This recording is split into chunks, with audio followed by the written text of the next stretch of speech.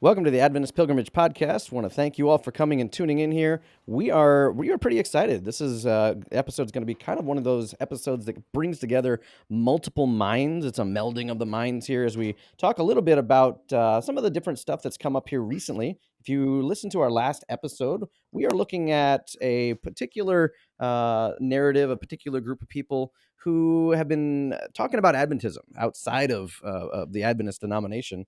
And if you listen to last week's episodes, they've been looking at a couple of different places. One of them is another podcast called Cultish. And we just wanted to kind of take a chance here to talk through some of those episodes, some of the ideas that are out there, and just look at the question, is Adventism a cult? It's a classic question that's come up a lot over the years. And I think as we kind of put our heads together on this one, the larger details of this kind of come through, and I think you're going to enjoy it. So, guys, we're going to jump in here with our first episode. And just for those that may not have heard the last episode, I'm your co-host, Michael Campbell. We've got Jud Lake, Dr. Jud Lake from Southern Adventist University, longtime history, religion, and prof there. And we've got Matthew Lucio, the eminent Lucio of Adventist History Podcast fame. And so we just have a lot of fun together, as well as just talking through our Adventist past.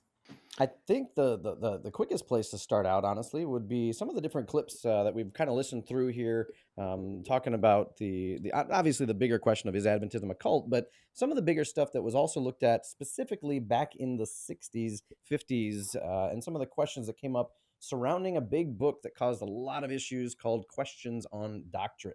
That was one of the things Cultish brought up quite a bit. So I thought we'd maybe start out there, looking at maybe some of the Adventist leadership, what was going on behind the creation of this book, and the discussions with the larger evangelical world through Walter Martin and another guy, Barnhouse. So I thought we'd maybe start in that one. That seems like the best place. Yeah. Now, Greg, let me just set this up for our listeners. And I got some clips from the Cultish show, so you don't have to. You're more than welcome to go over there. I did shorten some of these. I want to make that very clear to our listeners, because sometimes, you know how we humans are. We ramble an answer on for 3 minutes, 5 minutes, 6 minutes, and we want to be able to respond to their claims here in a much more expeditious way. So I shortened some of these clips. You're going to hear clips from the Cultish podcast. They did 4 episodes on Adventists, and so these clips might be a little shorter, but you are more than welcome to go over to the Cultish podcast, listen to it or watch it. It's on YouTube yourself, and see these answers, the questions that they're asking for yourself. So you don't have to take our word for it. That's something we want to make abundantly clear throughout this episode, is you don't have to take our word for it. Go watch it for yourself. Yeah. So here we have. By the way, really quick, we're not trying to be exhaustive either, and because we want to move on with our podcast with other things, but we do want to kind of be illustrative of some of the things that struck us as like, hey, we're listening to this. We're historians, we're pastors, we've been involved in the church and stuff like that. And although the church isn't perfect, of course, as of none of us are, but we. My big thing was I didn't really resonate with some of those kinds of claims. And that's what we're trying to do is kind of like, okay, here's some of these claims, and we want to kind of reflect in a meaningful, constructive way and say, hey, I think there's a little bit more to the story. Yeah, there is. There definitely is. In fact, some of us have done a little bit of work on QOD and Questions on Doctrine. And so when they tell the story, the history of this event, it sounds a little bit different to us because we know what happened. But anyways, here's how one of the guests on these Cultish episodes, there's 2, if you guys remember from our first episode, if you're just joining us, then I'll let you know, but there's 2 former Adventists that the Cultish hosts are interviewing. One is Colleen Tinker, and she is giving this answer. She's explaining QOD. Here's what she has to say. So Walter Martin made arrangements to meet with Froome, but behind the scenes, and I think that this is where many things went off the rails that were not known at first. The Adventist organization carefully handpicked the people who would meet with Walter Martin, prepped them, chose people who understood how to talk to non-Adventists, and set up a series of meetings. And Walter Martin, who was only 26 years old at the time, met with these older men who were rather experienced in dealing with the evangelicals, and the rest is history. That was the beginning. She's talking here about how Walter Martin met with some Adventist representatives to talk about his concerns, and he wants to know what Adventists believe about a number of topics. We call the Adventist side of this equation Frida. What does Frida mean? Yeah. Well, you got the initials, the acronym of the initials of the main people that were participating. You got Leroy Edwin Froome. So Froome, that's where you get the FR.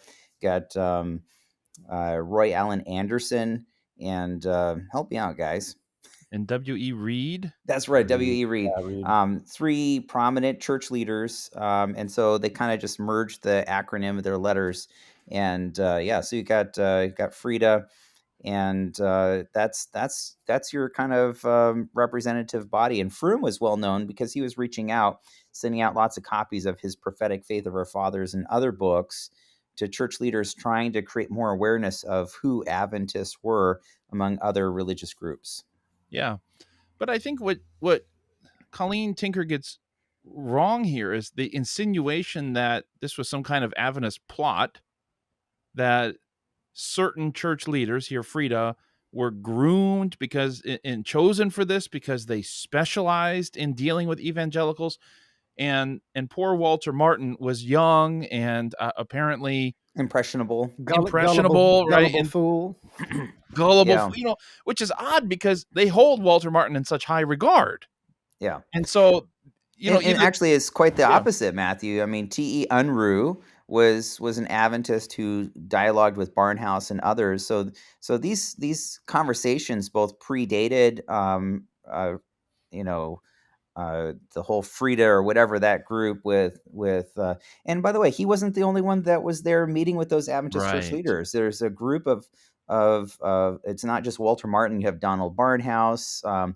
There's 3 or 4 of them, depending on which particular moment, and it's over a series of months, even over a series of a couple years, that this really takes place. And so, this is not like someone pulling a fast one, right? And on this younger fellow.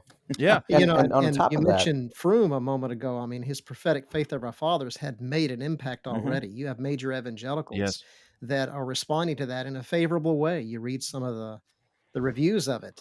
And so he was known in that sense. And so that was a part of his experience. He wanted to help others understand what Adventism is all about. So that was certainly a motivating factor for him.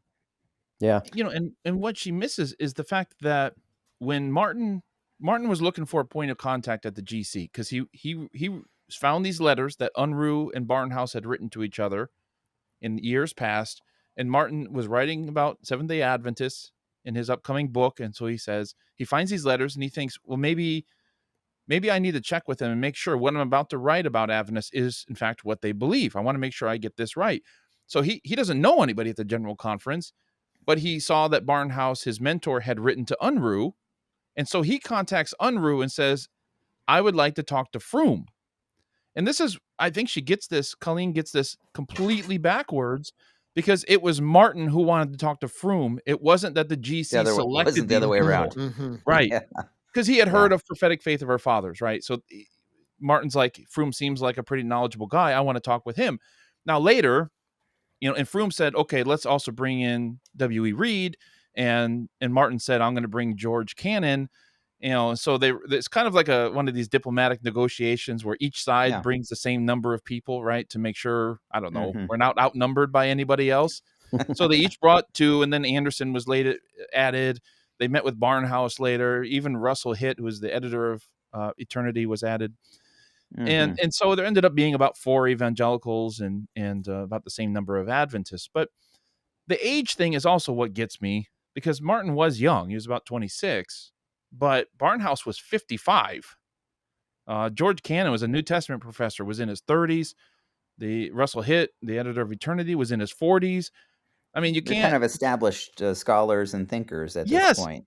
Even if they did snow Martin, you think it's going to get past Barnhouse? I mean, the guy grew up around Adventists in Mountain View. Yeah. I mean, they weren't going to say anything that was going to snow him. Well, Martin was working on a doctorate as well. So he was certainly sharp at that young age. Sure. Yeah, he'd already written several books. I always like to point people to more resources. So our listeners are like, hey, can we take your word for it? Well, one of the things I did, in fact, I think this is the first time I met Matthew and Greg, was planning a 50th anniversary conference. Because what they did is they came with a list of questions. That's why it's questions on doctrine, right? They came to the Adventist leaders. Here's our list. Are you guys legit? Are you Orthodox? I mean, we've kind of got some question marks here. Here's our list of questions we need to talk about. This is what we want you to really explain to us, what you believe. And there was a 50th anniversary conference. Those recordings are all on the Andrews webpage. You just go to type in questions on doctrine, Google that with 50th anniversary. And there's probably over 35 hours of lectures from about 20 different major scholars who came together to really reflect in a meaningful way the significance of questions on doctrine, including the nitty gritty and all this little history that we're kind of telling you about here. So that's been described in depth. And kind of the benchmark is Julius Nahm wrote a dissertation. Now, it's been about 15 years as well. It came out just a short time before. He was a great collaborator on this 50th anniversary conference. Shout out to my buddy Julius. And but needless to say, you can find his dissertation online easily as well. And that gives you all the nitty gritty footnotes and resources and research. So you can kind of see, how did the whole thing happen? And he's dug into the archives, Adventist archives, evangelical archives, to find all of this great research. I think I remember going to the QOD conference, and what struck me honestly in that whole thing was that the questions on doctrine book, the process that was gone through with Barnhouse and Martin, it did not produce this cohesive narrative that it somehow Tinker seems to indicate was what was happening. We caused a major theological discussion in Adventism because of this book. I felt like when looking at the Tinker's claim that they got together, they handpicked these guys, and these were the ones that were going to go and snow the evangelicals.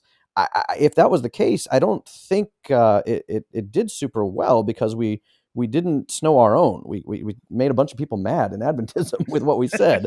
So and I found an interesting discussion, just a quick little piece in the comments of a guy named Raymond Cottrell this week, who talked about QOD. He was not part of QOD officially, but he was working on the SDA commentary series back there in the 50s.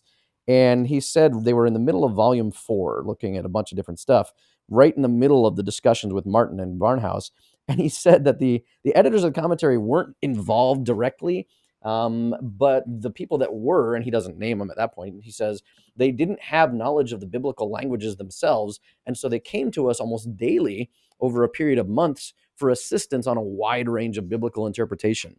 What that again kind of tells me is this handpicked group, that was selected as according to Tinker, they didn't have all the details. They were touch points for people that knew Adventists, but they themselves weren't necessarily experts in all the levels of biblical scholarship.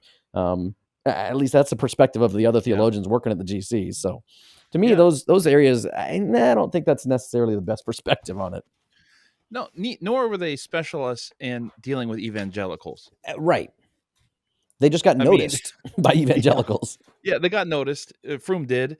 But, you'll notice as you're reading through, as Michael was pointing to Julius Nahm's dissertation, as you read through that, you realize they're stumbling their way forward, trying to figure out, how do we communicate with these evangelicals in a way that they'll understand or appreciate.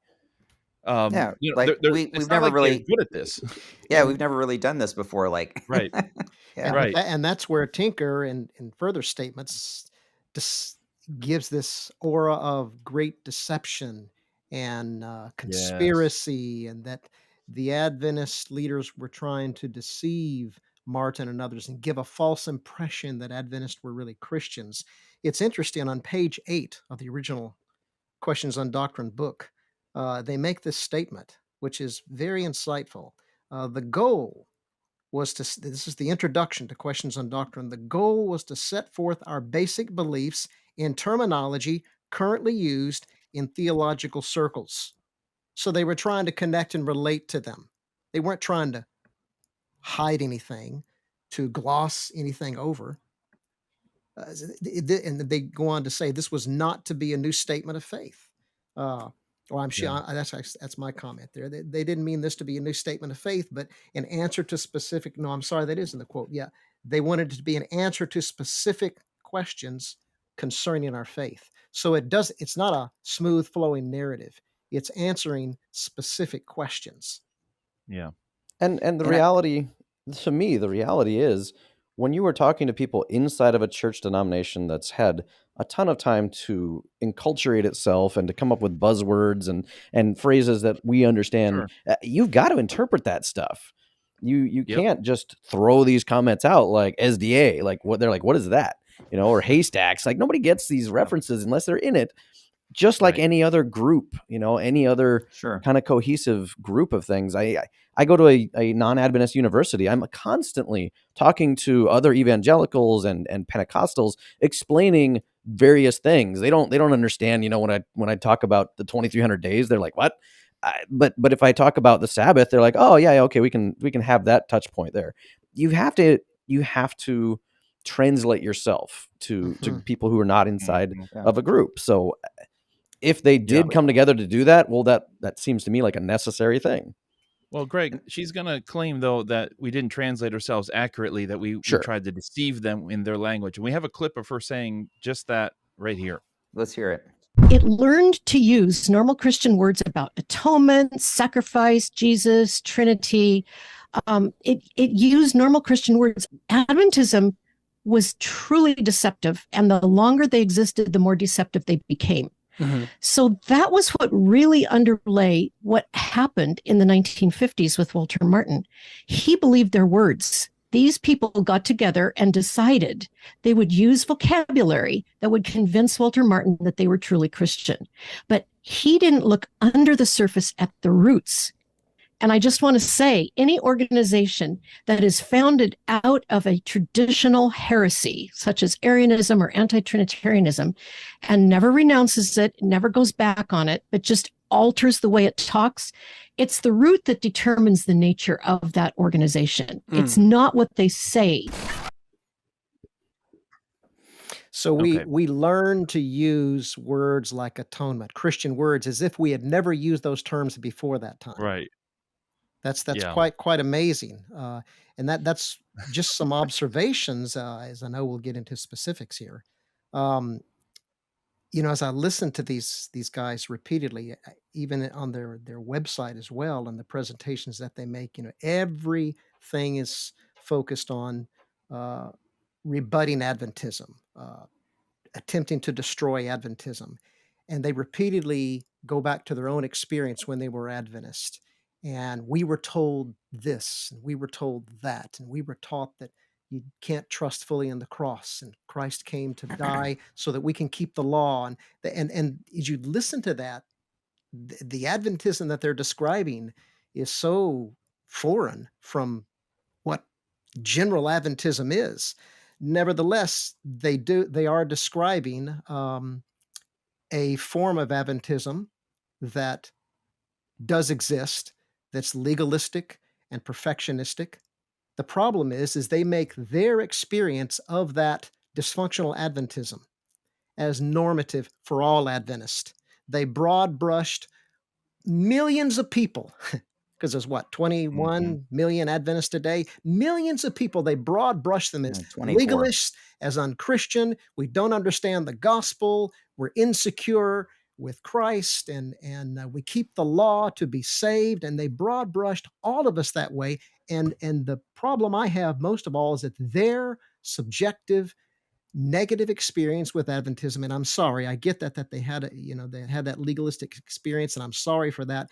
But when they make that normative, their experience normative for all Adventists, that is categorically wrong in so many ways. And I want to just add to that, Jud, because I think there's also a historical dynamic to this kind of thing. So it's like this Adventists were heterodox and kind of try to make themselves cover it up and make themselves look orthodox. But if you go back to early Adventist history, all the way back to the Millerite movement, where the atonement was central, and even just the full Trinity, the Father, Son, and Holy Ghost. Now, why did the early Sabbatarian Adventist pioneers not like to use the word Trinity? Well, it had a Catholic association, and for apocalyptic, and as our view of end time events and everything else, you can understand why they were resistant or hesitant to use that particular term. But then people have said, well, did they actually believe in the Father and the Son and the Holy Ghost? However you want to describe that, but did they believe in three fully divine persons of the Godhead, right? And a simple evidence of this is you go back to the first hymnal, James White's first hymnal in 1849, right? Look at that, and at the very end is the doxology: praise Father, Son, and Holy Ghost. And if you look at the different hymns in all the hymnals in Adventist history, you will see that there are hymns worshiping Father, Son, and Holy Ghost.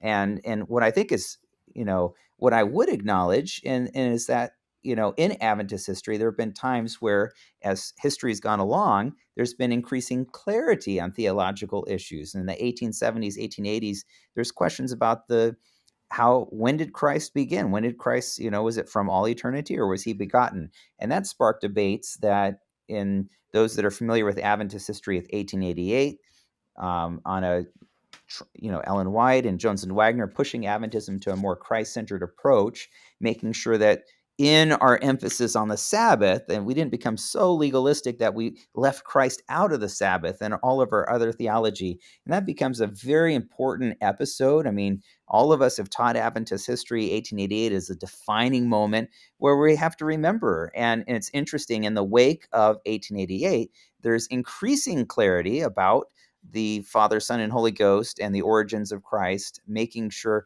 And then you look through the early 20th century, our fundamental beliefs, we'll talk more about that later, where they're like, you know what, just because other people use the term Trinity, it's not a bad word. And Adventists come to increasingly accept that term. So I don't see that. This is normal for any church, that you have increasing theological clarity as you go along. But it's difficult for me to say, oh, our pioneers were heterodox and did not believe in the full divinity of the Father, Son, and the Holy Ghost, because and I would point to our hymnals as evidence. Now, was it a controversy? Absolutely. Were there debates? Absolutely. But did our church pioneers say, that they did not believe in the full divinity of the Father, Son, and Holy Ghost? That's a little bit, that's a stretch. That's too much to claim. And I think there is sufficient evidence that shows the other way is being historically compelling as well. And this issue of the Trinity. I believe we're going to get more into the Trinity in our next episode. There's some clips that we're going to listen to then, because I've certainly got some things to say on that, and echo what Michael was saying. And then this idea of the physicality of God that Colleen Tinker brings up. That's their big thing now, is the foundation of Adventism is the physicality of God. We'll get into that in the next episode. I definitely want to have some things to say on that. We all do, of course. But for now, it's focused on this idea, this clip where she describes Adventists as deceptive. Let me springboard that discussion with something very interesting that Colleen and her colleague mentioned, is called the bite. Nikki. The bite, and this is the cult idea as well. The bite model by Steve Hassan, based on his doctoral research. It's an authoritative type of control, and they describe the characteristics. And the bite, of course, is an acronym. And we had alluded to this in our last episode, but she gets into it specifically and describes it as characteristic of Adventism. And the acronym, B is for behavior control, and then I is information control, T is thought control, E is emotional control. And so the idea is that, as they describe it, their experience in Adventism, they were under absolute control, their behavior, the information that the church gives to its people. And it even goes as far as to control thoughts and how we respond to things and what we can discuss and what we can't. And then that involves even emotional control. I mean, it sounds as if Adventism as a whole is like David Koresh in The Compound. Where it's absolute, totally control. And of course, this is deceptive and evil. And Colleen's colleague says that, this is thinking coming from one group. I felt like, this was, I was controlled like this. And of course, that's the presentation they give to the host, and the hosts seem to absorb it and agree and so forth. As And Greg said, guys, that's not my last time, he wished experience. he had that kind of control. Now, guys, we do. I have, We do not have that's that. right. That's I right. can't. That was so good. I could not convince many of my members to think the way I wanted them to. Come Like, on, come Greg. on. And by the way, any of us that have done teaching wish we knew how to do a little bit Yeah, more that's control, right? Seriously. I mean, my If goodness, that's we'd have the all case, straight A students. the GC I- has I've been failed in letting me know how that's supposed to be done. Yeah. So Oh, we I've can been rehash that. teaching for Oh my goodness. college level for a quarter of a century, 25 years. I had two of my distinguished stellar students, Michael and Matthew, We were in my model students, classes. I'm sure. Yeah. Hey, get this, guys. I had you in class 20 plus years ago. Okay. I'm glad you left it at About 20. 20 plus. Yeah, well, I Hey, got a hey, college but get level. this. I was a student at Southern 15 40, for me. 40 plus years ago. So don't complain. Oh, mercy. But So you in can my speak from experience classes, about do what you Ellen White ever, believed. you both took Adventist heritage from me. Do you ever remember me trying to control your behavior or try to control your emotions and your thoughts and anything like that? All I Well- remember is a green suit on a desk. Okay. Well, I That's remember you mean jumping for up you to and go there. down on a desk, and you were so excited. And I think you were telling us about how you met Ellen White. Please answer the question. No, of course not. Yes, definitely not. We know you're telling the truth. I would have there, had so. a better grade. But the point is, Yeah, me you know, too. this type of atmosphere, and as we alluded to this in our last discussion, it may exist in some very isolated pockets of Adventism, but as a whole, that's just not reality. It's not reality Mm-mm. at all. Right. and I honestly don't think it's ever been reality, because No. if we're looking at this claim here that we were founded on an error, we never refuted it, and we have gotten more deceptive about it ever since then. I'm sorry, that's saying that the only people who can be trusted are those who got it all right the first time. And if that's the case, no Christian group since the disciples should be trusted, because they founded themselves on an misunderstanding of Jesus's messiahship. Like, we were anti-creedal for so long. We resisted coming up with a set statement of beliefs that was perfectly outlined all the time, because we wanted to remain open to the possibility that we would grow in our understanding of Yes. things. Excellent. And we have. Excellent point. And really quick, because I know we need to keep moving along, but the Restorationist movement in the 19th century was, and you mentioned this, Greg, about being anti-creedal, but the idea of restoring to the purity of the primitive church. Now, Yeah. whether that can be fully achieved or not, but they desire to want to try, right? That's what's going on. And there's this attempt to say, hey, we want to follow the Bible as best that we possibly can, live faithfully according to Scripture. And that means that we want to make sure that none of these corruptions of humanity that have kind of crept in, that let's go back to Scripture as our model. Mhm. And you'll even see this in the early Adventist periodicals. And you can go to the General Conference archives. There's literally millions of pages that have been digitized, including all of the original Excellent. periodicals, all of Ellen White's unpublished writings, all this stuff. There's nothing hidden. You can find it for yourself. But they would even use terms like, first day of the week instead of Sunday or second day or whatever, because they're trying to look at that and say, well, those names of the week, they're kind of pagan origins. Do we want to use that terminology? Eventually they'll say, it's actually okay. That's kind of, we're not trying to live separate from our culture. We have to live within our culture. And eventually they come around and say that's okay. And that's the same sort of phenomena with resisting the term Trinity. But again, just like anything, they grow in their understanding. You see a theological development of the pioneers, but it's always Christ-centered, and it's always affirming the atonement of Jesus Christ, which kind of segues into one more clip that I think we're going to listen to. Let me make Yep. just a final comment, at least from my Mhm. perspective, about this control and deceptiveness. If an organization that really wants to exercise this absolute control, as this bite describes, they would not want its members to read outside literature by other Christians.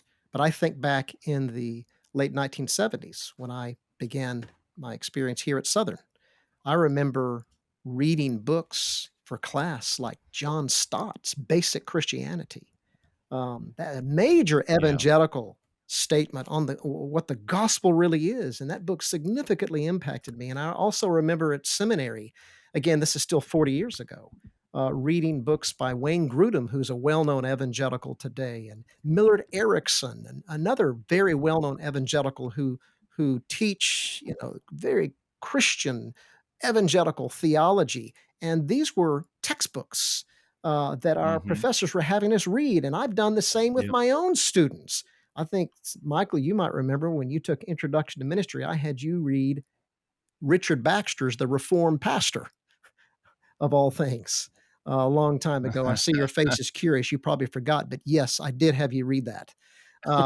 No, not only did I read that book, but because you tantalized me, I had to buy all of his other books too, and became a Puritan fanatic. There you go. Then I have So, and succeeded in I life. blame you. Hey, I blame you for I will that. take full credit for it.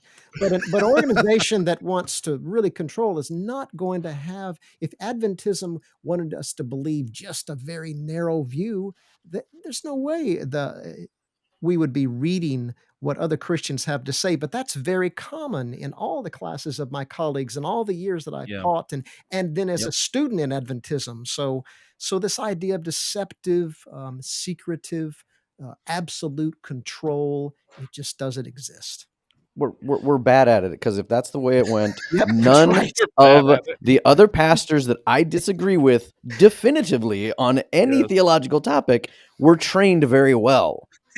You put your fingers to your head and just try to mind control them. The fact that By the way- unfortunately Tinker had that experience with a very conservative group of Adventists tells me we don't all have a standard narrative.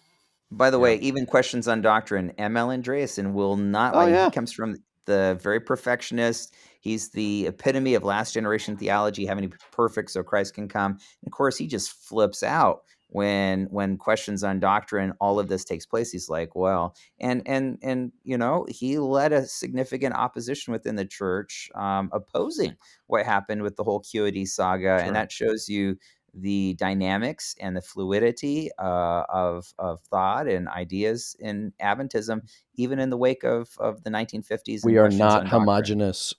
Yes, I was going to say that. This is what I think people outside of Adventism, even within Adventism, need to understand.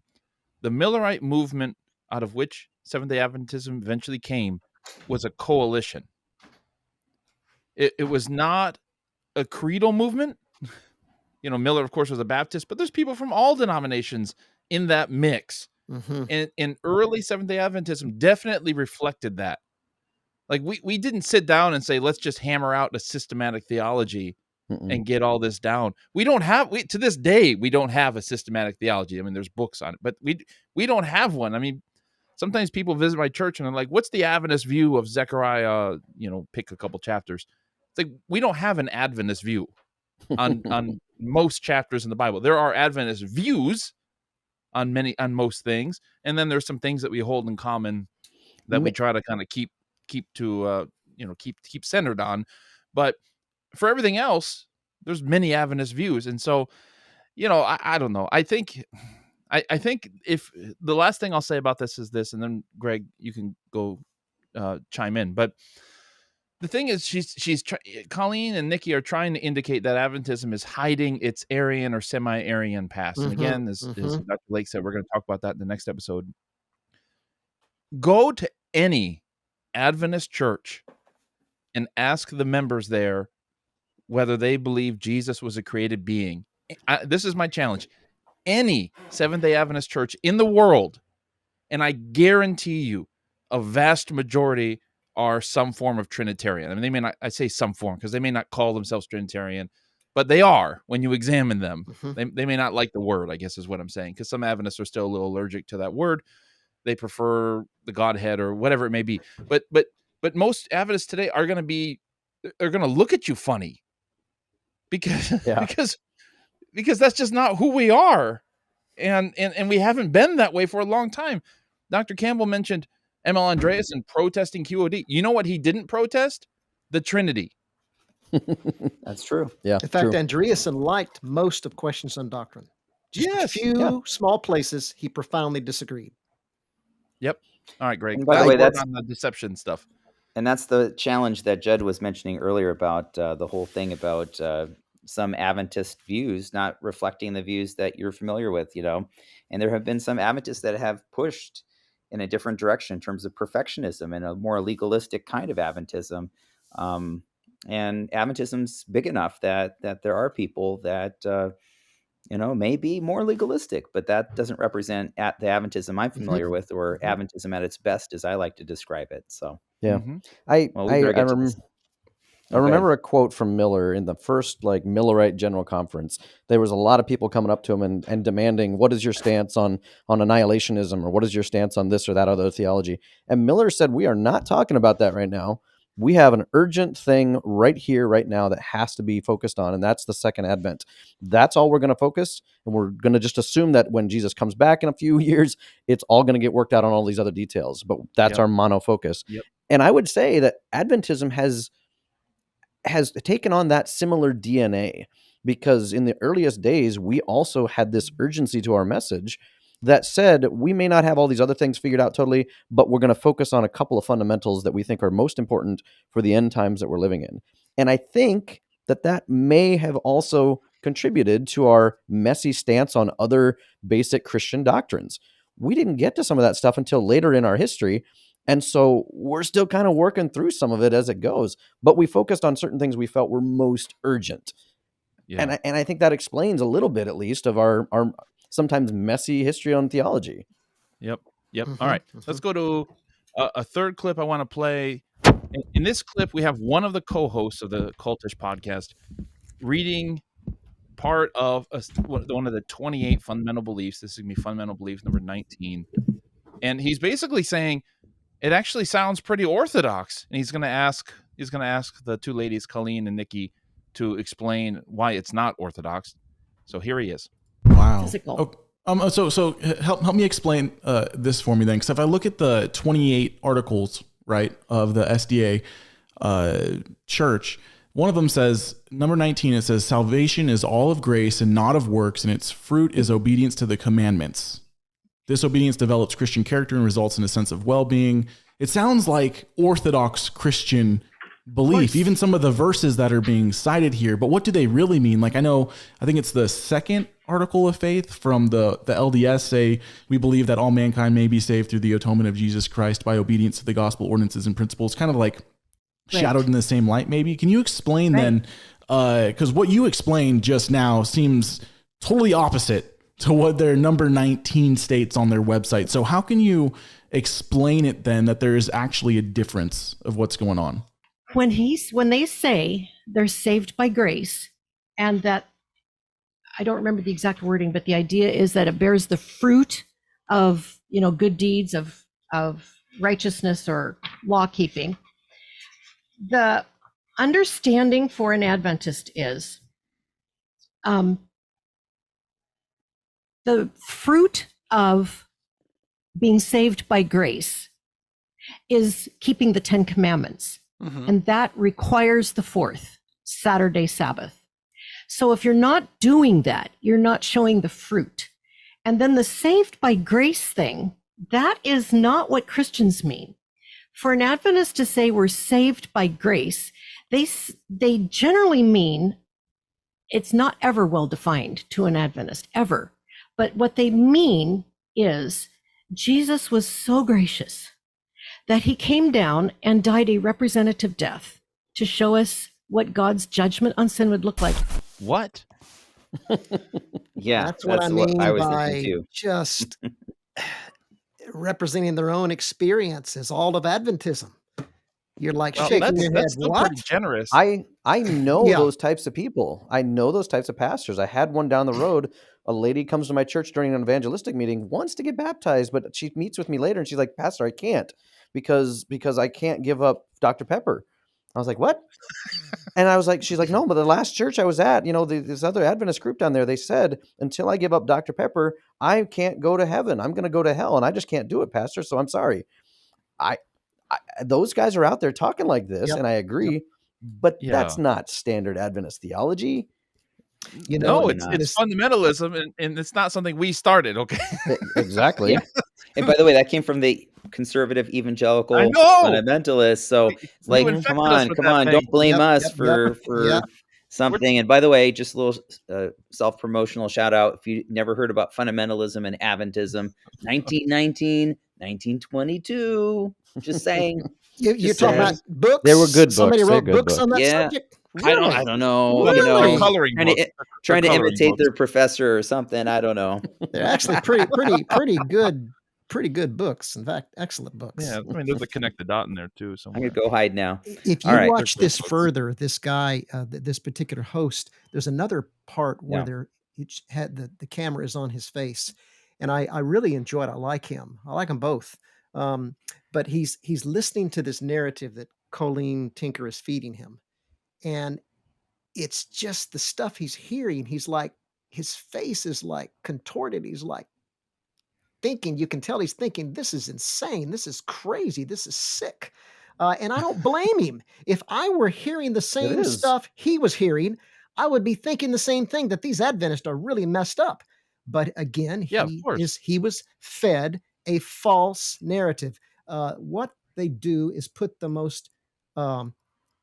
worst exaggeration, or put it this way, the most exaggerated interpretation, the most negative, exaggerated interpretation of what Adventists believe on any topic. And they take any biblical topic that we believe and make it sound so unorthodox, so unchristian, so cultish, so crazy. And it's no small wonder he was contorted with his face like, what is wrong with these people? Yeah. At one point, I remember toward the end, he burst out in frustration when they were talking about Ellen White. He said, I don't need anybody else but just the Bible. The Bible's all I need. And I'm like, amen, brother. I agree. But you've been fed a false narrative of what Adventists believe.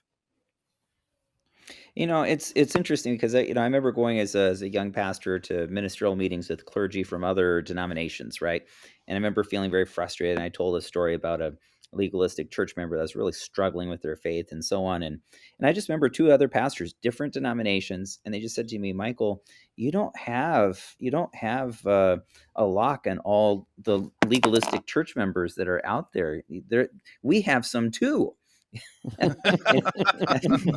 didn't invent legalism, people. We didn't invent legalism. So do we experience it in an Adventist context? Absolutely. Are we? We're certainly, but we're not immune to it, right? I mean, so we have had bouts of legalism or legalistic members, both individually or even historically, times that tended to be more legalistic. That's why we already talked about 1888. Why 1888 is an important part of our Adventist history, because the whole reason I teach that is to emphasize and remind my students and my members, in our history, that there's been times when we've been not as Christ-centered as we need to be. And Adventism, and I keep coming back to this, is at its best when we keep Christ at the center of what Adventism's all about. Do we do it perfectly all the time? No, and I'd even confess I know I haven't done it perfectly, but it's something we strive for, right? So we want to keep Christ at the heart and center. And the other thing I would just want to mention really quickly, I've taught world religions before, and not just other Christian denominations, but other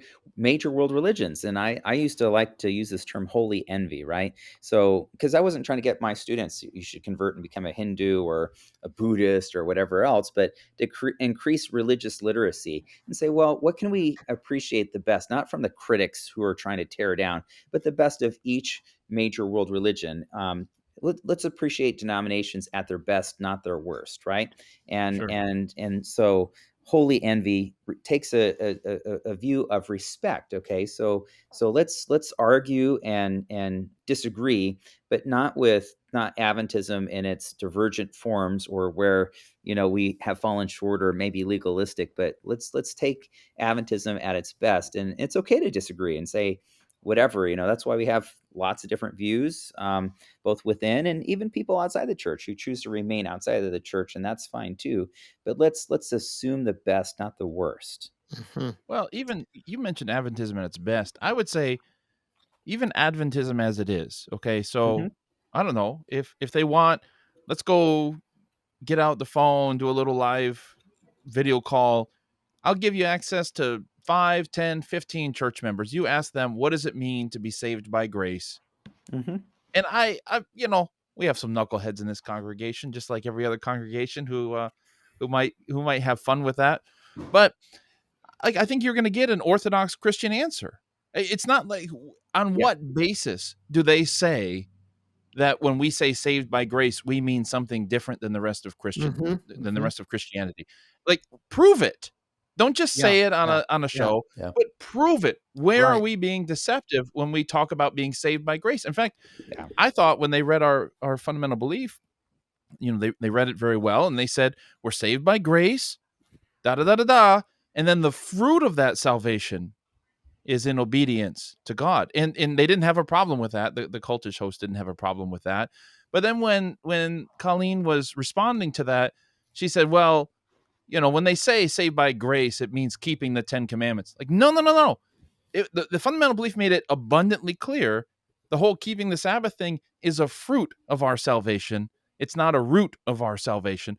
The fundamental belief gets it correct. And then she says, well, actually, it's the opposite. She reinterprets it. Yeah, she becomes. She says you can't believe them for what they say, which is, frankly, to me, theological gaslighting. You can't believe what they're actually telling you. Here's what I'm telling you they mean. Yeah. That's not fair. In a marriage, you're going to have a divorce attorney saying that's not okay. You can't say he said that if that's not what he's saying. Boy, this sounds really fresh, Greg. She comes across. I'm just following the trail. She comes across, interestingly, as the infallible interpreter of what Adventists believe. And I've been an Adventist now, not all my life, but almost 50 years. And I have always understood grace as a young believer and now a theologian for the church. I have always understood grace as unmerited favor, unmerited grace. We're saved by what Christ has done, not by what I do. But as a result of that gracious salvation, I want to render good works of obedience. As you well said, the root is justification. The fruit is sanctification. That is the gospel is there. I've taught the gospel all of my career. And for her to say that I mean something else by grace is just not, it's not right and fair. But what they are doing, they're on a big campaign to reinterpret our fundamental beliefs. They have a whole series of a podcast on Adventist fundamental beliefs. And not Cultish. You're talking about the not Cultish. Excuse me. Yes, I'm back to Proclamation. Yes, Nikki, their organization, and the Seventh-day Adventist Belief book, the exposition of the fundamental beliefs. That's what this book here. That's what they're reading from and interpreting in it, and they're putting their own interpretation on it, and saying that, well, in there we talk about salvation, as the host said, it sounds like Orthodox Christianity, and if you read it, while it has unique Adventist beliefs, it's clearly in harmony with basic evangelical principles of salvation and Christianity. But what they are doing is putting an extreme negative interpretation on it to put it in the worst possible light, to make it look as legalistic, and in the places where we are very clear on the gospel, well, they can't accept that. And so we don't mean that. We don't mean what they say. So they're taking meaning out of sentences, taking meaning out of the words. It's almost like the contemporary postmodern. I know postmodernism is shifting, but the postmodern reader response, the reader decides what the final meaning is. But if they say that the fundamental belief exposition doesn't mean what it says, well, guess what? What they say, they don't mean what they're saying. They don't mean what they're saying either. They take meaning out of every real linguistic statement. And that's a mistake. So we need to read our beliefs in their context. And like the host said, when you do that, it's clear. It's basic Christianity. Yep, it is. I find it interesting in the discussion of grace, being saved by grace, and what, we're reinterpreting what we mean by that. I also get this sense that there is a belief within the discussion that being right theologically is going to be tied to your salvation. And the fact that Adventists aren't right about this makes them less than trustworthy. I'm sorry. I think a lot of Christians have been working through a lot of different ideas for centuries, and maybe some of us back then didn't have it right. And maybe we keep growing into that. Maybe the Baptists don't have it all right. Maybe I can't say that a person who doesn't have it all lined up perfectly theologically is a less of a Christian saved by grace than the person who believes that they are. Yeah. Mhm. Yeah.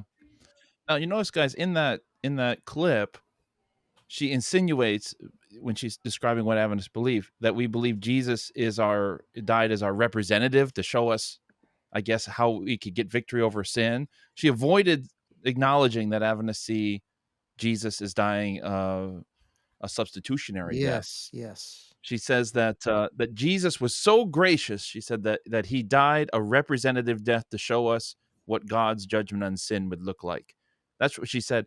And I'm just curious. I don't know where she gets that from. That's, because to Adventists me, that's Andreasen. believe in a substitutionary death. Ellen White has been very clear about that, among But other that's people. the sanctuary service by Andreasen, all the way back to the 40s, right? Yeah. I mean, that's Andreasen saying we just he's an example for us Yeah. to show us how to do this. And I think We that's keep the coming back to Adventism they this, can out of, is the Andreasen Adventism. Yeah. Right. The last generation theology, perfectionism. That's what it is. And that's what they're reacting to. And I think that's important that we note that's not Very important. Yeah. Yep.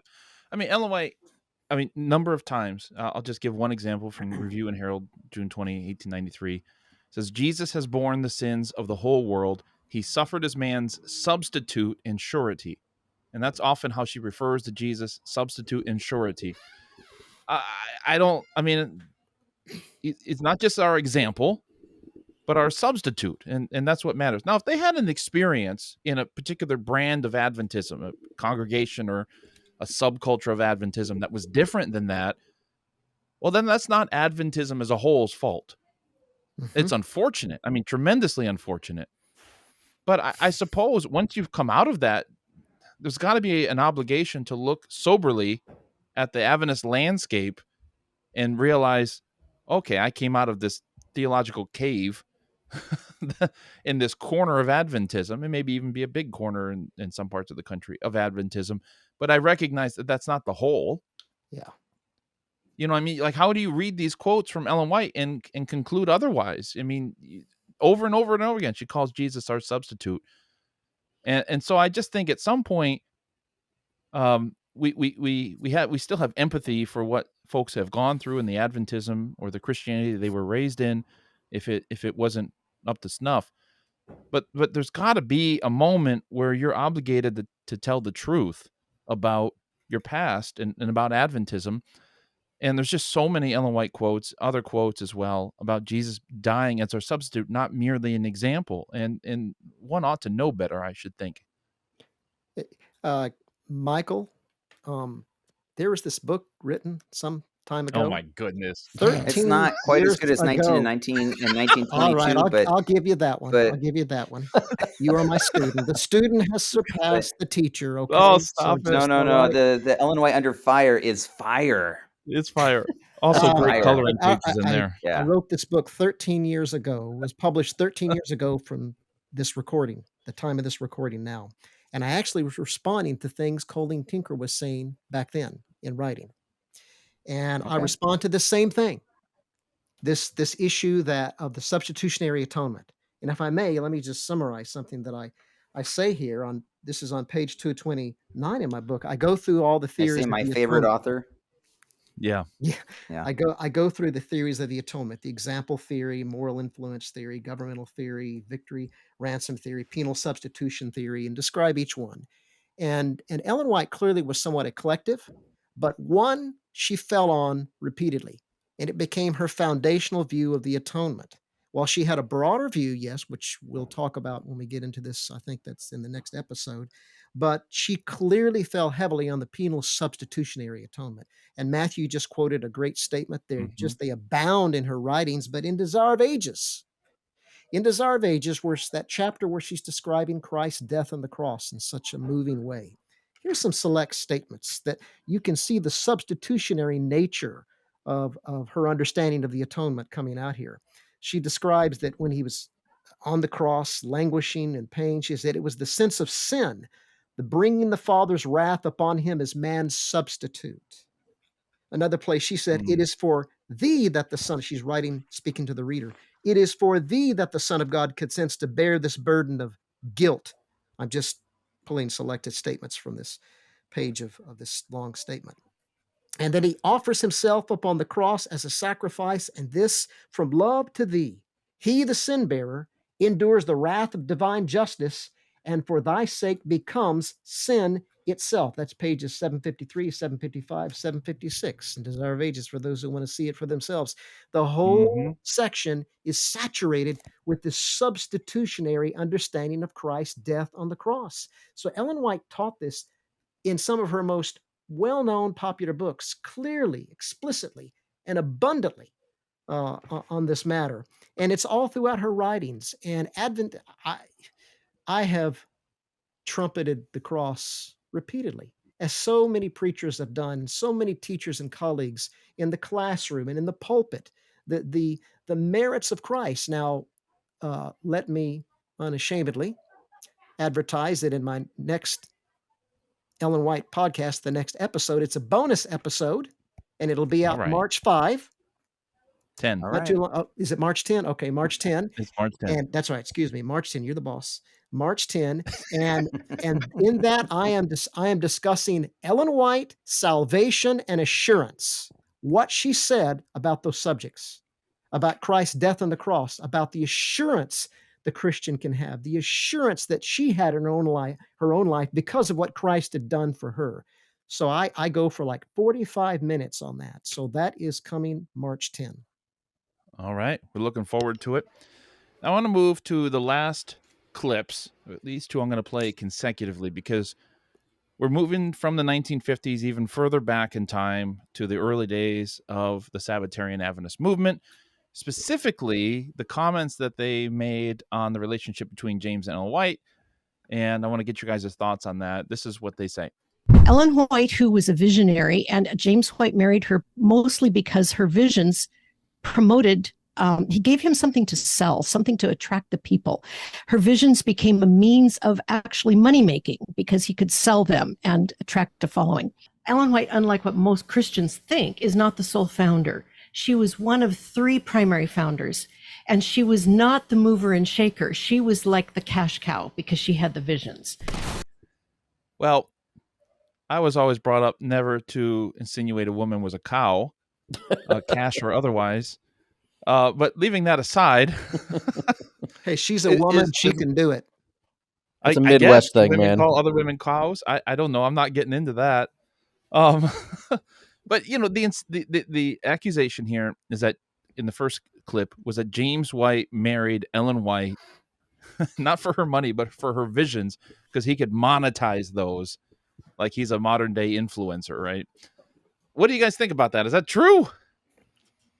If it was, they didn't succeed very well. If you look at their financial records and the various debts that they accrued over the time, they did not seem to work out. And they should have taken some lessons from Joseph Smith or something. I mean, come on. Well, and by the way, I mean, I think you have to look at this too. You know, right afterwards, it's really at least 2 more decades before James and Ellen White get more firmly financially established, shall we say, right? I think most people can empathize with that. You know, start out young, in love. The James and Ellen are broke, and they're broke for a number of years to come, and they're just barely eking out a survival.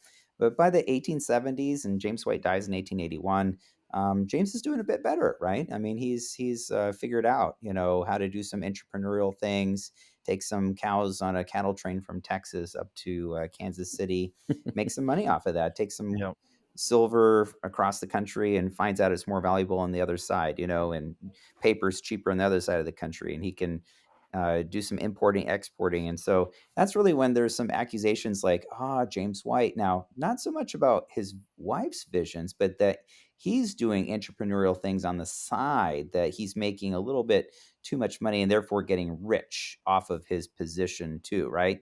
So there's this idea that, and here's the thing is he was investigated again and again and again, because critics were alleging even back then, you know, where's that money coming from, right? And then having to be exonerated again and again and again. It's getting rather laborious and wearisome, but But yeah, there's kind of, this is where the whole auditing thing comes in, right? Is are they getting rich? And so then the question is, what are they doing with the money that once James has several of these financial ventures and buys and sells some houses and stuff like that? What's he do with that money? Well, they invest it back into the church, and that's really what's phenomenal. Of course, he dies. And then the question is, Ellen White, Ellen, you've got this house in Healdsburg, and now you're going overseas as a missionary. What are you doing with that? And I had a lot of fun last summer digging into the Healdsburg, St. Helena, into the archives, found the original financial records. This is pretty cool. They let me actually dig down in the basement and get in the closet and find all this stuff on dusty shelves. I found the old Ellen White's original financial records from the early 1880s, right? Mhm. And she actually still had that house that James had bought, that they had in Healdsburg, and then a small little cottage by the sanitarium and what have you. Ellen was trying to make good use of her money, just like any normal person would. Have a little extra, that's sort of life savings, retirement, right? And what is she doing with that extra money, right? She goes to Europe. She rents out the house. What she used that extra money for? Well, she's sponsoring people to get an Adventist education there at Healdsburg College, and I think that's just really cool because for much of their lives they financially struggled, and then when at a point in their life when they did have a little bit extra, they gave back to the church. They reinvested it in Adventist young people and stuff like that. So and that's not the kind of financial records that anybody really, I'm just looking through old sanitarium dusty minutes and stuff like that, and then come across some of the financial records of Ellen White in the early 1880s that I think reveal that she was who she claimed she was. She's not trying to live large off of Adventism, but that she was a genuine, authentic Christian. And when she did have the little extra, she gave back to the church and reinvested it into sharing the Adventist message. And I think that's just a beautiful thing. She was who she claimed to be in terms of how she used her finances, just like anybody. But that she was a real, genuine Christian when it came to money matters. Yeah, Michael, and you are the Indiana Jones of Adventist researchers. I mean, I need a you different hat. come up that, hey, this guy is texting us stuff he gets from the archives. You are Oh my quite goodness. impressive, man. He All the when he time. says he goes and research things in the Yeah, archives, he's not kidding. he is telling the truth, and he is coming out with all kinds of historical gems, and Yeah. you heard a little bit of it there. So thanks for that. I wanted to, Hey, by the way, any Matthew, listeners, if you have some historical gems, you just reach out to Adventist Pilgrimage Podcast, Yeah. and we're going to come visit, and That's right. we'll We go will into come to attics or you. whatever. Yeah. So but just I a had little a shout thought, out there. but Matthew, you had chimed in. Why don't you go first, and then I'll go after you. Oh, thank you. The only thing I was going to say is, if James's goal was to make money off Ellen White, then having a multi-year policy when he was editing his papers of not printing her visions was a really weird policy. Yeah. If your goal is to make money off of them, for those of you guys who aren't aware, in the early 1850s, James didn't want to print Ellen White's visions, which surely made dinner conversations interesting in the White home. But the point was he wanted to explain that Adventism in all of its theological beliefs rested on the Bible and not on visions. This was an accusation, of course, that came very early on. And so he just printed all these Bible reasons for why Adventists believe what they believe and not what his wife saw in vision. So that people would understand that it's a Bible-based faith. And again, if his goal was to make money off of her visions, if he was just kind of mercenary like that, then why do that policy? Then why refuse to print her visions? And as Michael was talking about, yeah, he printed hymnals. He bought and sold things. Like James White was a hustler and a serial entrepreneur. I mean, the guy, people like that. Everybody knows people like that who can, you know them in high school. Like they find a pen somewhere and they're like, I bet I could find a kid who needs this pen. And then when they sell it to him for some lunch money or something. I mean, I have family members like that. I mean, we all know somebody like that.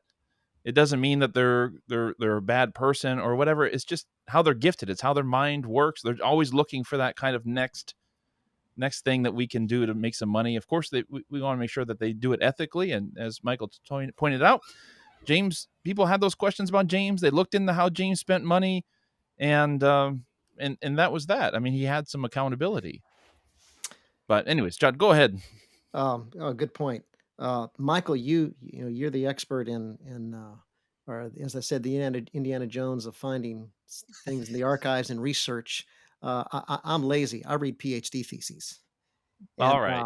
I actually was on an external examiner for doctoral defense this last summer, a year ago, and it was a PhD thesis on the marriage of James and Ellen White by a Brazilian scholar. And reading through that thing, it was well done, well researched, and gained a lot of insights that I hadn't seen before in going through that. And it covers some of this material. But I think you covered it good about the finances, Michael. But one point I'll bring out is Nikki was describing at one point in the conversations how she and Colleen went to the Battle Creek Village, and they went into the White's home, and she and her daughter especially observed that Ellen White had this big room. James and Ellen had different rooms, and Ellen had this big, nice room, and James had this tiny little place in the corner, and it was cast in such a way as that, Ellen is the special one, and James was put away in this little corner. But that was quite typical in 19th century marriages.